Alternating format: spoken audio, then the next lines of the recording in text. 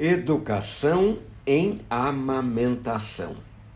O convite que recebi para fazer essa palestra hoje foi uma satisfação e, mais do que isso, uma honra. O título já é inspirado: Educação em amamentação. O valor da amamentação já é reconhecido de longa data. A importância da educação também é valorizada há tempos. Acontece que o binômio educação-amamentação é de reconhecimento recente. Também por isso, a satisfação desse convite, que para mim se alia a uma certa ansiedade. Confesso que, embora eu já faça palestras há mais de meio século, elas ainda me acarretam ansiedade. Cá entre nós, no fundo eu até acho bom, porque sem um pouco de ansiedade, a palestra não sai a contento. Mas excesso de ansiedade pode atrapalhar. Então, vamos ao que interessa. Mas antes, eu vou me apresentar. Eu sou Jaime Murawski, professor de pediatria e autor de livros de pediatria. Na prática, no entanto, eu sou um pediatra geral, convicto e atuante, e defensor permanente da amamentação. As gerações humanas sobreviveram e se sucederam porque, no início, os filhotes dos seres humanos eram amamentadas pela própria mãe e dela recebiam o alimento ideal para a sua sobrevivência e para seu crescimento inicial. Depois, as mães de classe alta deixaram de amamentar, mas as crianças continuaram a ser amamentadas pelas amas de leite. Continuava o leite humano, mas agora com ligações afetivas distorcidas. Mais tarde, as amas de leite deixaram de ser disponíveis, porque as mulheres foram arregimentadas como força de trabalho nas fábricas e se tornaram operárias. Então, passou-se a usar o leite mais disponível, o leite de vaca. Mas o leite de vaca foi feito para o bezerro. Vejam a desproporção, bebê versus bezerro. Então, o leite de vaca não seria exagerado para o bebê humano? Aí veio a ideia. Vamos diluí-lo em água. 2/3. O que é 2/3? 2 partes de leite e 1 parte de água. Parece ser uma boa proporção para tornar a quantidade de proteína adequada ao crescimento de uma criança. Mas aí havia também um decréscimo dos carboidratos e, paralelamente, do fornecimento calórico, o qual se tornava insuficiente. Solução prática? Adicionar carboidratos, que é uma excelente fonte calórica. Qual o carboidrato mais facilmente disponível? Açúcar. Mas aí o leite ficava muito adoçado. Solução inteligente: uma parte de açúcar e outra também de carboidrato, mas um carboidrato não doce. O mais fácil na prática era a maisena. Às vezes também se usava creme de arroz, menos frequentemente aveia. O valor do leite humano continuava reconhecido. Mas, sendo realista, nem todas as mães amamentavam, ou não amamentavam o suficiente. E as crianças precisavam de leite para sobreviver no início de sua infância. E meu excelente, inesquecível professor de pediatria da Faculdade de Medicina da USP, professor Pedro de Alcântara, que era um grande defensor da amamentação, ensinava a prescrever assim: o leite materno é o alimento ideal para o recém-nascido e para o bebê, e nenhum outro alimento pode substituí-lo com vantagem. Mas, no caso de falta ou de insuficiência de leite materno, substituí-lo ou completá-lo com leite de vaca diluído a 2/3 em água e adicionado de 5% de açúcar e 3% de maisena ou de creme de arroz. Dar quanto aceitar até deixar resto, a cada aproximadamente 3 horas. Acontece que, por necessidade de sobrevivência econômica e por serem arregimentadas como força de trabalho, as mães pobres desmamavam precocemente seus filhos e forneciam o leite de que elas dispunham, o leite de vaca. Acontece também que precisavam preparar o leite para o dia todo. Elas estavam fora de casa e não dispunham de geladeira naquela época. Então, o leite se contaminava. E se contaminava com o quê? Com bactérias intestinais, já que os recursos sanitários e higiênicos eram precários e insuficientes. E até a lavagem das mãos ainda não era um hábito bem instituído. Consequência? Diarreia. Diarreia bacteriana, isto é, diarreia causada por bactérias, porque na época nem se falava em vírus, mas realmente as bactérias eram as principais causas da diarreia. A consequência, a diarreia causava desidratação. Aprendemos naquela época, já como estudantes internos, a tratar as crianças desidratadas com soro intravenoso, quer dizer, soro aplicado na veia da criança. Nós, como dissemos, estudantes internos, residentes, ficávamos satisfeitos com o resultado inicial, porque a desidratação era corrigida pelo soro. Mas, se a desidratação era corrigida, a diarreia persistia, a desnutrição se acentuava e as crianças acabavam morrendo. Morriam do quê? A gente colocava no atestado de óbito broncopneumonia, porque esta era a causa final do óbito. Assim que me formei na Faculdade de Medicina da USP, eu fiz um ano só de residência no Hospital das Clínicas. Foi muito importante para mim. Eu não fiz o segundo ano porque notei que na época ele ainda não estava bem estruturado. Não valia a pena e eu precisava começar a trabalhar. Com a ajuda de meu pai, abri meu consultório no bairro do Ipiranga, em São Paulo, onde nasci e morei. E fui me oferecer para trabalhar de graça, naturalmente, no ambulatório da Clínica Infantil de Ipiranga. Era perto, eu podia ir a pé e já era uma instituição de valor reconhecido. Valia também para ganhar experiência e até para me tornar conhecido. Ali, no ambulatório da Clínica Infantil de Ipiranga, a gente tratava a população pobre, mas não miserável. Eram famílias de operários. Então, eu recebia no ambulatório crianças magras, pálidas, barrigudas. A gente dava vermífugo, dava ferro, a gente tinha amostras para dar para as crianças e reforçava a alimentação. Como reforçava a alimentação?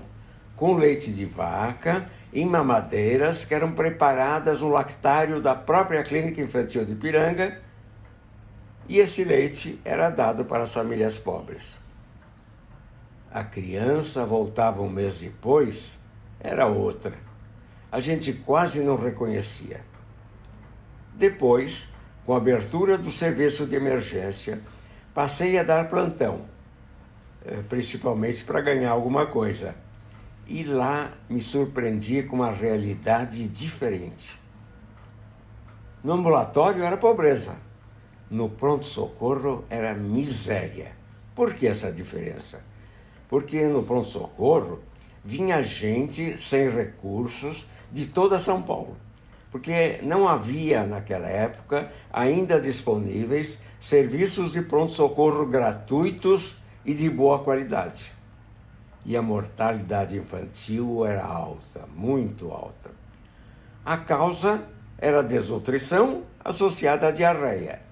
A diarreia era de causa infecciosa e a infecção era por bactérias, principalmente por bactérias.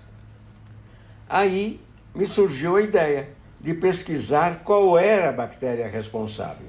E assim eu poderia fazer a indicação do melhor antibiótico. Fiz pesquisas muito adiantadas para a época e cá entre nós, adiantadas até para hoje. Mas em que elas eram adiantadas?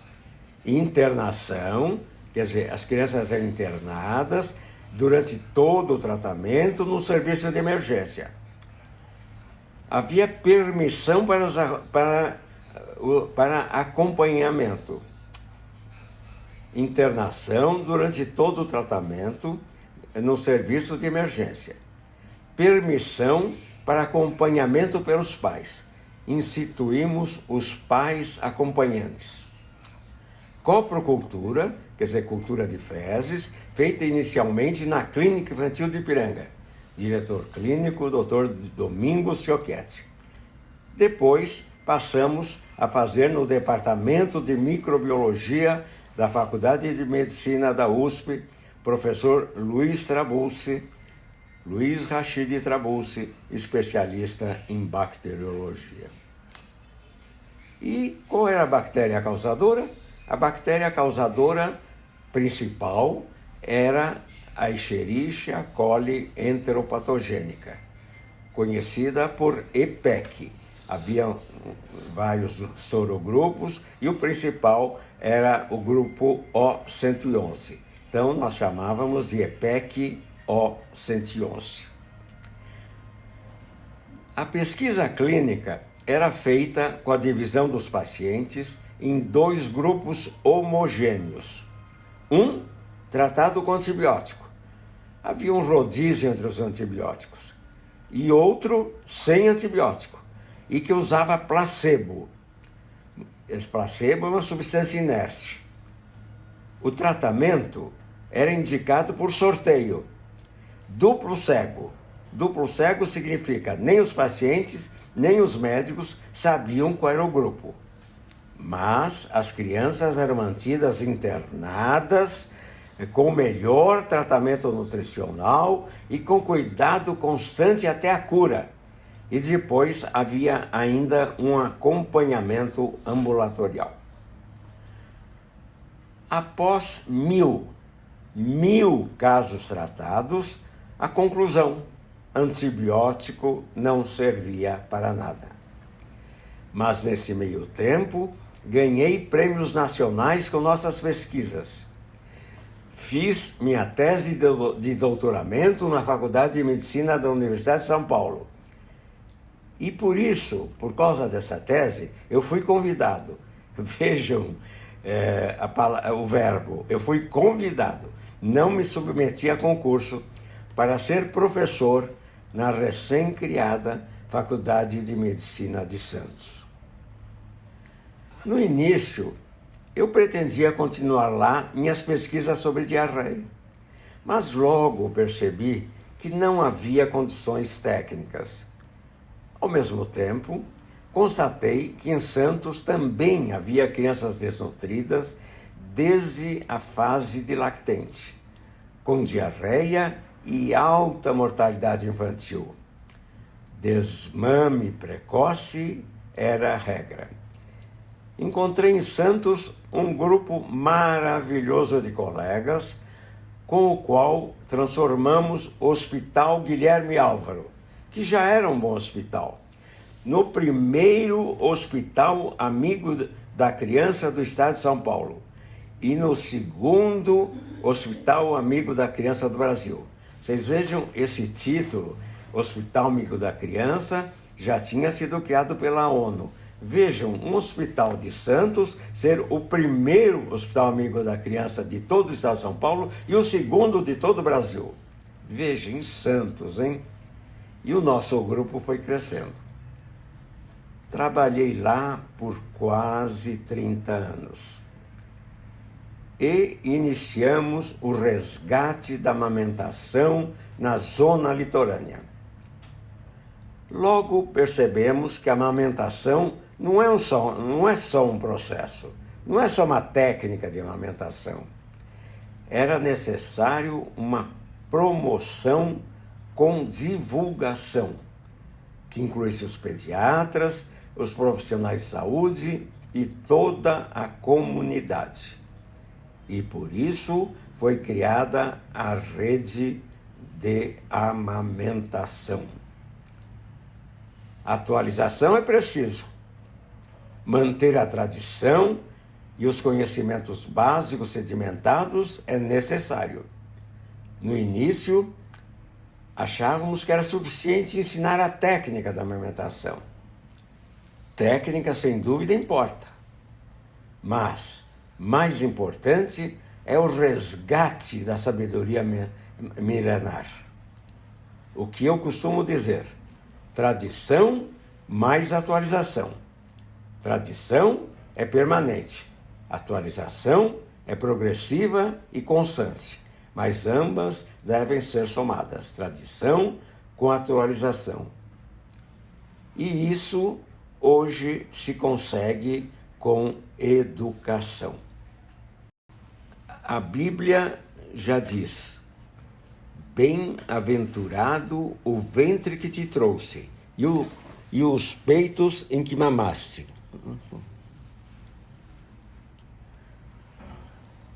Ter filho é opção. Quando o bebê nasce, nasce uma mãe e, não podemos esquecer, nasce também um pai.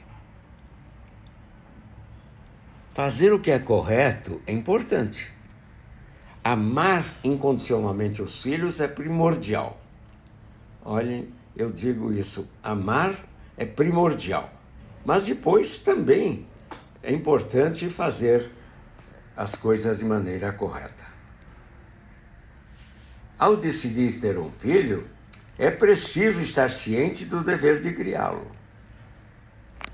O parto, a palavra em português parto, vem do latim partus, vem de parere, que significa nascer.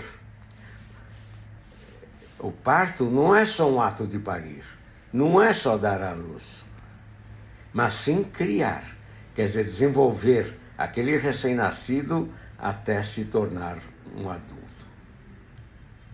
Criar, como disse, vem do latim creare, produzir.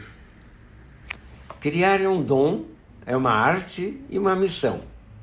Um dom significa alguma coisa que a gente já tem dentro da gente. Talvez a gente já nasça com isso, mas a arte precisa ser desenvolvida. E a missão é um dever que a gente tem que ter sempre em mente. Criar é prover as necessidades básicas. As necessidades básicas são alimentação e proteção do recém-nascido e do bebê e da criança. Criar é fundamental. Mas é suficiente? Não, não é suficiente. É fundamental, mas é também preciso educar. Educar significa gerir, orientar. E para isso é preciso ensinar. Para educar é preciso ensinar. Para ensinar é preciso ter conhecimentos. Então, quem ensina precisa ter conhecimentos. Mas não basta ter conhecimentos, precisa ser um professor, quer dizer, saber transmitir bem esses conhecimentos. Educar é trabalho. Eu gosto dessa frase. Se não estiver dando trabalho, é que você não está educando, hein? Atenção, se você acha que não está dando trabalho nenhum, vê se você está realmente educando. Porque educar dá trabalho, sim. Educação, segundo esse dicionário clássico, é dito praticamente três palavras e duas são sinônimos. Educação é um ato ou um processo de educar. Olha que simples, não? Mas o que é educar? Educar é dar ensino, é instruir, é fornecer os cuidados necessários para o pleno desenvolvimento da personalidade. Educar é dar ensino, é instruir, é dar os cuidados necessários para o pleno desenvolvimento da personalidade, e isso implica na independência intelectual com uma atitude pessoal. Quer dizer, uma atitude pessoal que reflete uma independência intelectual. Gosto também desta imagem. Educar é transmitir nossas raízes e criar asas para ele voar sozinho. Vejam, essa é uma boa figura. Vejam as raízes plantadas junto com as asas para que ele possa voar sozinho além de suas raízes. A sobrevivência do recém-nascido depende de sua alimentação inicial. Durante a gravidez, a vida do recém-nascido é garantida pela alimentação que ele recebe intraútero. Mas depois que ele nasce, imediatamente depois que ele nasce, ele já vai depender da alimentação que ele recebe. Daí a importância da amamentação, porque essa é a alimentação inicial. Uma frase que eu gosto: se a farmácia vendesse um remédio que protegesse o bebê contra infecções, contra alergias, tornasse o bebê mais inteligente e prevenisse o terrível câncer, você compraria? Ora, o leite materno incrivelmente faz tudo isso. Por isso, o melhor início da vida é o leite materno, porque ele proporciona o crescimento normal, faz desde o início a prevenção de doenças degenerativas, hoje um grande problema de toda a humanidade, e, muito importante para a criança, garante o seu desenvolvimento adequado. Desenvolvimento. Desenvolvimento, vocês veem que é uma palavra que começa com o prefixo des. Prefixo des significa sair. Sair do quê? Sair do envolvimento. Então, o desenvolvimento é sair do envolvimento. Sair do envolvimento para onde? Rumo à independência. Então, desenvolvimento significa sair do envolvimento rumo à independência. E o leite materno é um alimento essencial. Interessante, é um alimento completo no primeiro semestre de vida. Até eu fico impressionado. Nos primeiros 6 meses de vida, o bebê não precisa de nenhum outro alimento, além do leite materno, nem água. Mas a amamentação é mais do que isso. Não é só um processo nutricional. Ela constitui um vínculo de afeto pela ligação com a mãe no início da vida. Amamentar é instintivo. Veja os animais que amamentam, os animais selvagens, que não tem ninguém que ensina, e amamentam seus filhotes desde o início por puro instinto. Mas isso vale para o ser humano? Sim. Toda mulher normal, capaz de ter filhos, é também capaz de dar-lhe o leite necessário. Mas, na espécie humana, amamentar não é só instintivo. Amamentar implica em educação. E educação não é só técnica, mas inclui técnica. Técnica se aprende e se ensina. E aqui nós damos a nossa contribuição, que é a cartilha da amamentação, desde 1997. E vejam que na capa já diz doando amor, para mostrar que a amamentação não é só uma técnica, é também doar amor, mas depende também de técnica. E a técnica inclui desde a posição para amamentar. Vejam que existem várias posições para amamentar. A mãe pode escolher a que mais lhe convier e, aliás, não precisa ser sempre a mesma. Conforme as condições e momento, pode escolher uma delas. Então, existem várias posições adequadas para amamentar. E outro ponto importante é a pega do peito, quer dizer, como amamentar. Aqui sim, aqui existe uma pega correta, que vocês veem aqui à esquerda, em que a criança abocanha praticamente todo o bico e toda a areola. Errado, uma pega errada, é a criança que pega só o bico. Embora isso seja, a criança já nasça com isso, algumas crianças têm dificuldade e precisam ser ensinadas a amamentar. E às vezes a gente começa usando uma técnica com o dedo, ensinando a amamentar para depois passar para o seio materno. Volto a dizer que a cartilha da amamentação é um objeto que nós preparamos para auxiliar o aprendizado da amamentação, para que se some ao processo incentivo que é a amamentação. Mas, como dissemos, então a amamentação, além do instinto, implica em educação. Educação como pilar do futuro.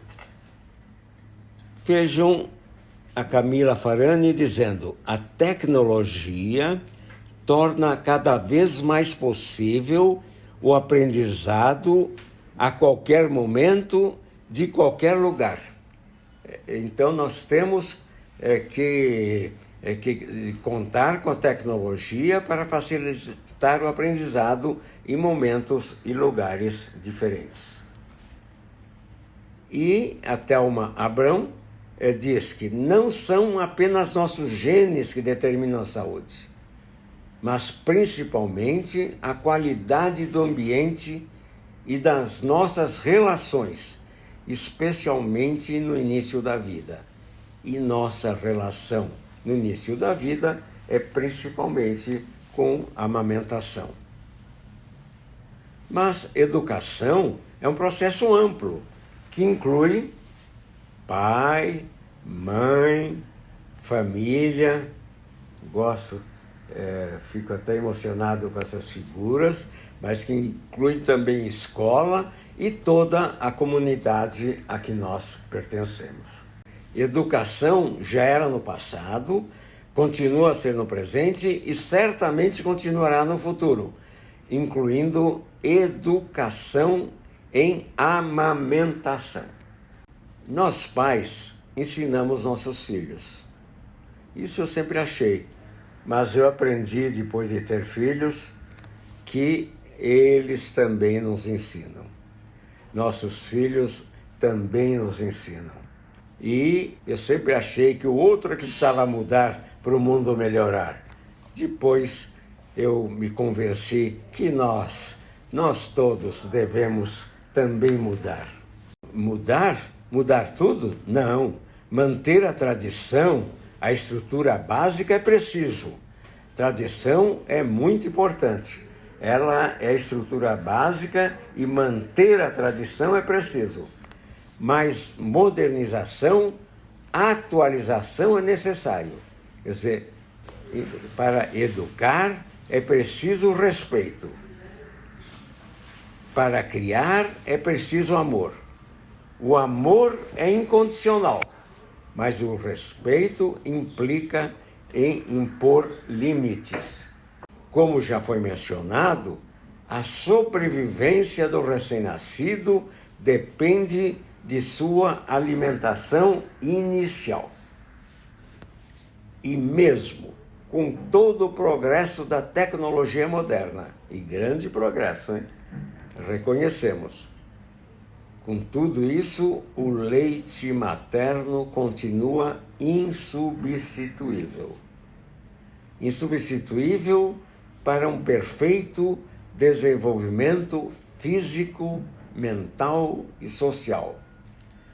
Desenvolvimento do nosso organismo, desenvolvimento do nosso cérebro e, portanto, da nossa mente, e o desenvolvimento cultural dentro da comunidade.